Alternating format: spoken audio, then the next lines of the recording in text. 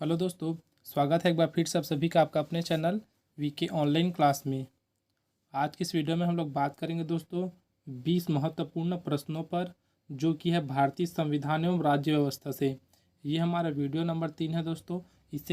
इससे पहले का अगर वीडियो आप लोगों ने नहीं देखा है दोस्तों, तो चैनल के प्लेलिस्ट में जाकर ज़रूर देखें। अब ये दोस्तों जो है ना, बहुत ही महत्वपूर्ण है, क्योंकि 20 क्वेश्चन ऐसे हैं जो कि सभी एग्ज़ाम में पूछे जाते हैं। तो दोस्तों वीडियो को स्टार्ट करते हैं और देखते हैं आज का हमारा प्रश्न।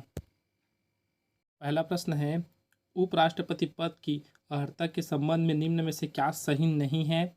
पहला है वह भारत का नागरिक हो, दूसरा है राज्यसभा का सदस्य हो, तीसरा है वह कम से कम 35 वर्ष की आयु का हो, चौथा है इनमें से कोई नहीं। तो इसका आंसर हो जाएगा दोस्तों दूसरा, अर्थात वह राज्यसभा का सदस्य हो। ये क्या है, ये सही नहीं है। अगला प्रश्न है, भारत के राष्ट्रपति की तुलना निम्न में से किससे करना सर्वाधिक उचित है। ऑप्शन ए है अमेरिका के राष्ट्रपति से, ऑप्शन बी है फ्रांस के राष्ट्रपति से, ऑप्शन सी है ब्रिटेन के सम्राट से, और ऑप्शन डी है श्रीलंका के राष्ट्रपति से। तो इसका आंसर हो जाएगा दोस्तों ऑप्शन सी, ब्रिटेन के सम्राट से। अगला प्रश्न है, भारतीय संविधान में कुल कितने भाग हैं। तो भारतीय संविधान में कितने भाग हैं दोस्तों, ऑप्शन तीसरा हमारा सही हो जाएगा, अर्थात टोटल 22 भाग है भारतीय संविधान में। अगला प्रश्न है, भारतीय संविधान में मौलिक अधिकारों का उल्लेख करते हुए निम्न में से किस देश का अनुसरण किया गया। तो किस देश का अनुसरण किया गया दोस्तों, इसका आंसर हो जाएगा ऑप्शन दूसरा, अमेरिका। ठीक है दोस्तों, अमेरिका है वो, अमेरिका लिखाया गया है वो। तो ये क्या बोला गया है दोस्तों कि मौलिक अधिकारों का उल्लेख, या फिर सीधा बोल सकते हैं कि मौलिक अधिकार कहाँ से लिया गया है। तो कहाँ से लिया गया है, तो अमेरिका से लिया गया है। अगला प्रश्न है, निम्न में से वो दो शब्द कौन से हैं जिनका समावेश 42वें संशोधन द्वारा संविधान उद्देशिका में किया गया था। ठीक है दोस्तों, इसका आंसर हो जाएगा ऑप्शन तीसरा, समाजवादी और धर्मनिरपेक्ष। अगला प्रश्न है, भारत में सचिव का पद किसके द्वारा निर्मित किया गया था। तो किसके द्वारा निर्मित किया गया था दोस्तों सचिव का पद। तो इसका आंसर हो जाएगा भारत सरकार अधिनियम 1858 के द्वारा। अगला प्रश्न है, सामान्यतः किसी क्षेत्रीय परिषद की अध्यक्षता कौन करता है। ऑप्शन पहला दिया है लोकसभा अध्यक्ष, ऑप्शन दूसरा है प्रधानमंत्री, ऑप्शन सी है केंद्रीय गृह मंत्री, और ऑप्शन चौथा है उप प्रधानमंत्री। तो इसका आंसर हो जाएगा दोस्तों ऑप्शन तीसरा, केंद्रीय गृह मंत्री। अगला प्रश्न है, भारत में दलीय व्यवस्था किस प्रकार की है। पहला है एक दलीय, दूसरा है एक दलीय, तीसरा है बहुदलीय, और चौथा है इनमें से कोई नहीं। तो इसका आंसर हो जाएगा दोस्तों ऑप्शन तीसरा, अर्थात बहुदलीय। ठीक है दोस्तों, क्या है तो बहुदलीय, ये दोनों एक ही हो गया दोस्तों ऑप्शन जो है। तो इसका आंसर हो जाएगा ऑप्शन तीसरा, बहुदलीय। अगला प्रश्न है, भारत का सॉलिसिटर जनरल कौन होता है। पहला है एक प्रशासनिक अधिकारी, दूसरा एक न्यायिक सलाहकार, तीसरा है प्रधानमंत्री का सलाहकार, और चौथा है राष्ट्रपति को सलाह देने के लिए एक कानूनी अधिकारी। तो इस प्रकार इसका आंसर हो जाएगा ऑप्शन पहला, एक प्रशासनिक अधिकारी। अगला प्रश्न है, निम्नलिखित लोकसभाओं में से किसने 5 वर्षों से अधिक की अवधि तक कार्य किया।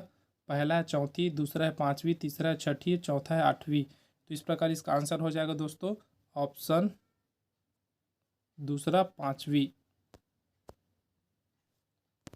अगला प्रश्न है, किसी विधानमंडल के किसी सदस्य द्वारा प्रस्तुत प्रस्ताव को जन महत्व का अविलंब मामला मानते हुए जो चर्चा की जाती है उसे क्या कहते हैं। तो क्या कहते हैं दोस्तों, इसको कहते हैं स्थगन प्रस्ताव। अगला प्रश्न है, भारत के उपराष्ट्रपति की स्थिति की तुलना किस देश के उपराष्ट्रपति से की जा सकती है। तो किस देश के उपराष्ट्रपति से की जा सकती है दोस्तों, इसका आंसर हो जाएगा दोस्तों संयुक्त राज्य अमेरिका। अगला प्रश्न है, निम्नलिखित में से कौन सा एक संविधान के 42वें संशोधन द्वारा नीति निर्देशक तत्वों में नहीं जोड़ा गया। ऑप्शन पहला है शोषण से युवाओं तथा बच्चों की सुरक्षा, दूसरा है समान न्याय तथा निःशुल्क कानूनी सलाह, तीसरा है सभी नागरिकों के लिए समान आचार संहिता, चौथा है उद्योगों के प्रबंधन में श्रमिकों की भागीदारी। तो इसका आंसर क्या हो जाएगा दोस्तों? ऑप्शन तीसरा, सभी नागरिकों के लिए समान आचार संहिता। ये क्या है दोस्तों? तो 42वें संविधान संशोधन द्वारा नीति निर्देशक तत्वों में नहीं जोड़ा गया है। अगला प्रश्न है, राज्य सभा के गठन में प्रतिभा, अनुभव एवं सेवा को प्रतिनिधित्व देने में भारतीय संविधान के निर्माता निम्नांकित उदाहरण से प्रभावित हुए थे। ऑप्शन पहला है आयरिश गणतंत्र, ऑप्शन दूसरा है कनाडा, ऑप्शन तीसरा है संयुक्त राज्य अमेरिका और ऑप्शन चौथा है ऑस्ट्रेलिया। तो इस प्रकार इसका आंसर हो जाएगा दोस्तों ऑप्शन पहला, आयरिश गणतंत्र से। अगला प्रश्न है, पुनर्गठित संविधान सभा में विभिन्न प्रांतों के लिए कितने प्रतिनिधि थे? तो कितने प्रतिनिधि थे दोस्तों? इसका आंसर हो जाएगा ऑप्शन तीसरा, अर्थात 229 प्रतिनिधि थे।